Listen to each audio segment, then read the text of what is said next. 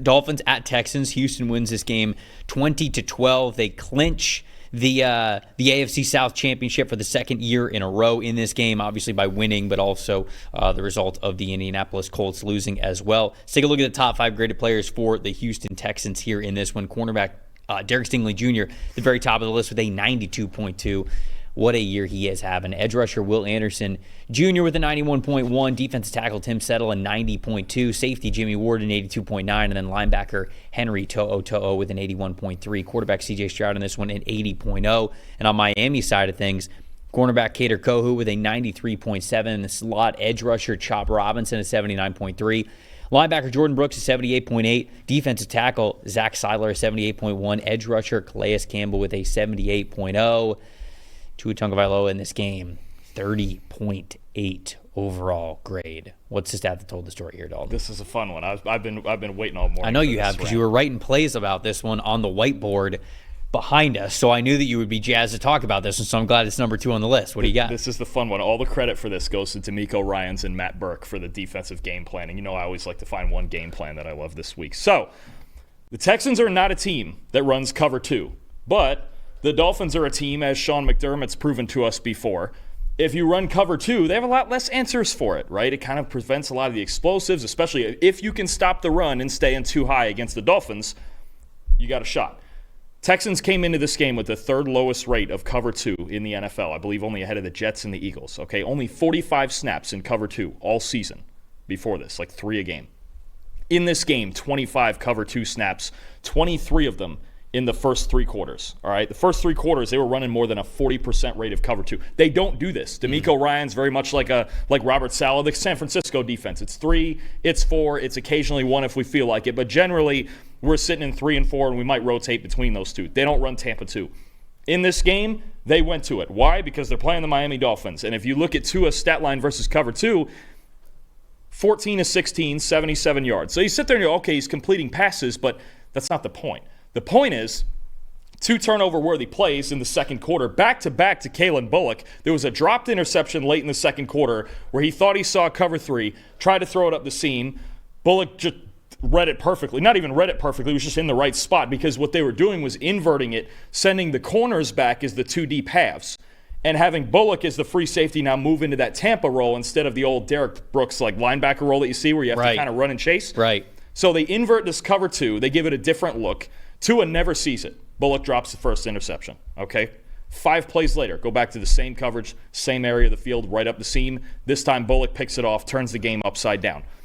What this did, which is what it does when other teams use it, especially Sean McDermott and the Bills use it against the Dolphins, you prevent the explosive.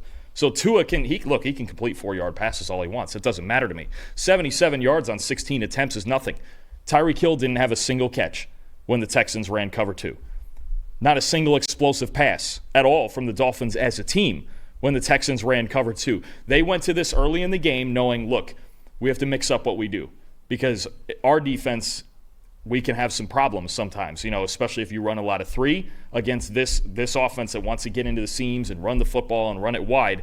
We're going to take a page out of, say, Sean McDermott's playbook. We're going to run a ton of cover 2, especially early in the game. We're going to throw Tua off. We're going to give him different pre- and post-snap looks, and it caused all sorts of fits for Tua. He just could not complete anything down the field because the Texans, in a week, literally a week, when they just don't run cover 2 at all, figured out every way that they want to do it against this offense. And it's not good to be out there, right, for the Dolphins, not just because of the failures, obviously, of this week going up against cover 2, but also because this was not a team that's really designed to play that type of a coverage. But they were very comfortable, clearly, going to that against what is their natural identity, if you will, of how you play this game because of how successful it is against this football team.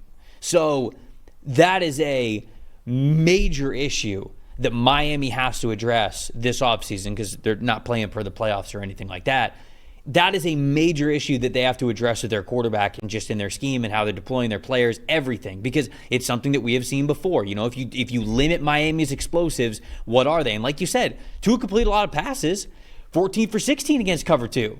The problem is the 2 that weren't completed were turnover-worthy plays, and both of them could have been backbreaking, right? And one of them actually was. It turned into a turnover there. So It's just something that they have to be able to attack better next year, or we're going to be saying the same things.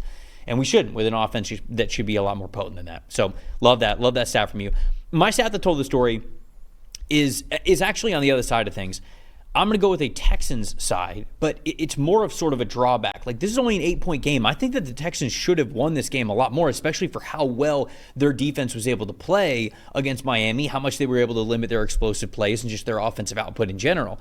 The Texans on offense, yeah, they scored 20 points. Yeah, they won the game. Third lowest EPA per play.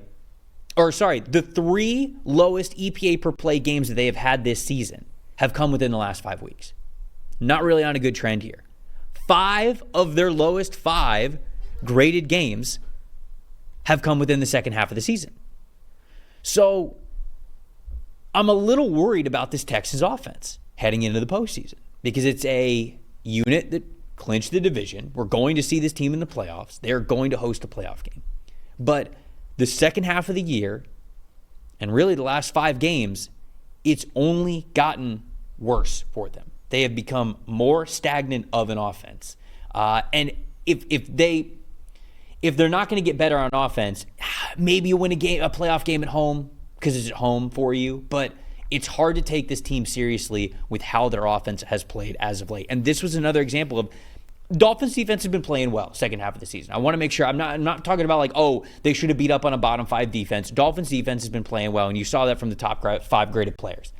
But it should have looked better from the Texans. And it's really a compounding of it should have looked better over the last month, and it should have looked better over the second half of the year. We talked about before how they've struggled sometimes with those second half adjustments. Sometimes they play really well in the first half, and then it's just a screeching halt in the second half. I think they've figured that out, and they've balanced it out a little bit more. But still, just overall, it is not the potent offense that we thought that it was going to be. And we knew it would take a little bit of a step back with Stephon Diggs no longer in the lineup and out for the year. But for the Texans, long-term look here, I was looking for this game to be a little bit further of a gap on the scoreboard because I would have liked to see the offense be a lot more efficient and explosive than it was against Miami. So that to me is a stat that told the story just long term for me. One win this year against a team with a winning record, and that was the Bills win when Josh Allen went like 9 for 30. It was pretty much the last time the Bills played poorly. Right. So right. That's really what you're looking at. The more we watch the Texans, they are good. Obviously, they have a lot of talent. They have flaws on their team. It feels like they're the 4th or 5th best team in the AFC.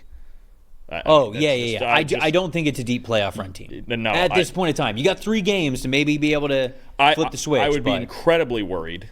Let's say, well, either or, if Baltimore or Pittsburgh, whichever is the 5 seed, but especially I think if it's Pittsburgh going into Houston, how are they going to block them? This team can't block. Oh, right. That's just that's where we're at with the Texans. Really, for me, is that they can't block enough to consistently sustain offensive production.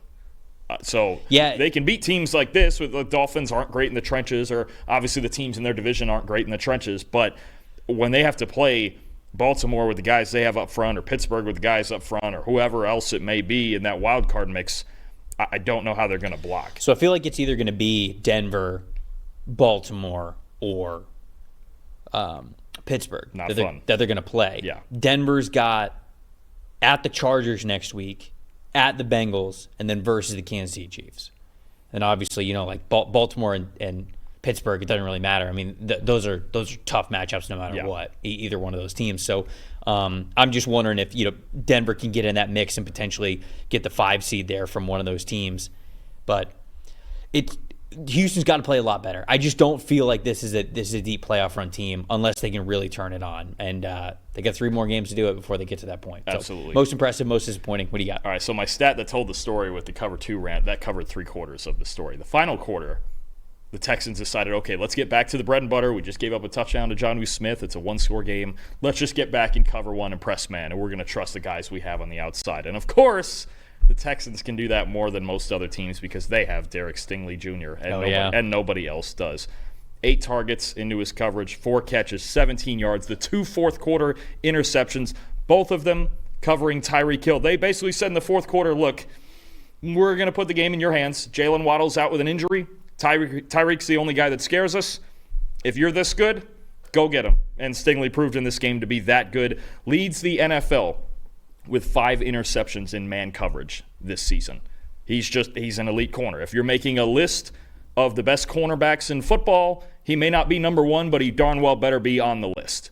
He's got to be somewhere in the top 5, 3, whatever it is. If you don't have him 1, there's a couple of guys with a good argument. Obviously, Sauce, Surtain, there's some really good ones. But Derek Stingley, one of the best corners in football, and really the biggest reason that DeMeco Ryans can adjust his coverages whenever he wants, because he's that talented. He's got that high of football IQ, and just his ability to cover man-to-man, especially against Tyreek Hill. I mean, we're talking about maybe the hardest guy to cover one-on-one in football. Just an incredible effort, especially in the fourth quarter from Stingley. Second interception came on a slot fade against Tyreek Hill. Oh, it's just silly. Who covers Tyreek Hill well on a slot fade?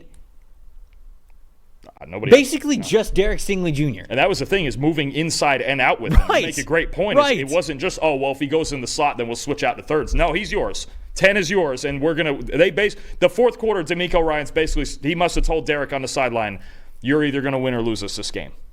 Let it rip. Yeah. Actually, the first one was from the slot as well. I'm just re-looking at it right now. It was a comeback route.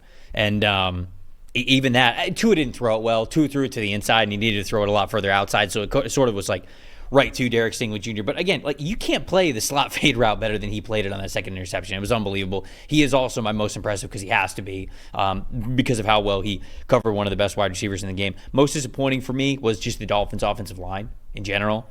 No offensive lineman graded above a 52.4. I mean, it was just not a good performance. Patrick Paul was actually okay in pass protection, but not as impactful as a run blocker as you need him to be. And just as a whole, I mean, this Dolphins offensive line, I've done a couple of different mock drafts with them, selecting a couple of different players. Oh, man, offensive line. It feels like it's just got to be offensive line again. The problem is I don't know that they'll be high enough to get one of the top 2 guys when we talk about Campbell and Banks eventually, but it needs a complete overhaul. I mean, it was my biggest problem with this team coming into the season, especially anytime Teron Armstead gets hurt, it just falls apart. Mm-hmm. He's that valuable to them, and I know it's just one guy, but even having that one lockdown guy off the edge, he can make the rest of the unit so much better. But between the lack of depth and the injuries and everything else, this is exactly what I was worried about with the Dolphins, and this is where we're at, is when there's days with them too. They just can't block people. Thanks for watching, everybody. Make sure you like and subscribe the video. And if you don't have a PFF Plus subscription, you can get one to see all the premium stats that we talked about here on the show, plus the expert betting and fantasy advice over at subscribe.pff.com. The description is also right below, so if you are not a PFF Plus subscriber, you can become one today.